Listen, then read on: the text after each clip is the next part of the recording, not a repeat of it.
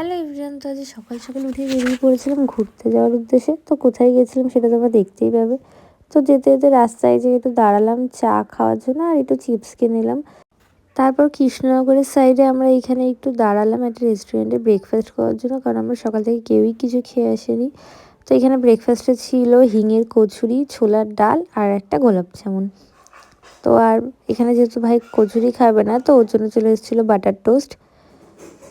আর breakfast করে আমরা আবার বেরিয়ে পড়েছিলাম। তো হ্যাঁ, আমরা গেছিলাম মায়াপুরে। তো সেদিনকে 30 ডিসেম্বর ছিল আর মানডে ছিল, তাও এত পরিমাণে ভিড় ছিল। তো এইখানে আমি চারিদিকেই ফুলের বাগান এইগুলো দেখছিলাম। তারপর আমরা চারিপাশে টুকটাক ঘুরে দেখা, তারপর নবদ্বীপ যাওয়া, এগুলো সবই করেছিলাম, কিন্তু সেগুলোর আমি ক্লিপ নেওয়া হয়নি, কারণ আমি ভুলেই গেছিলাম ব্লগ শ্যুট করছিলাম। তো এখানে চারিপাশটা ঘুরে দেখছিলাম, আর এখানে এত ভিড় ছিল যে মন্দিরের ভিতরে যে ঢুকবো এত হিউজ পরিমাণে লাইন, যে আমরা লাস্টে আর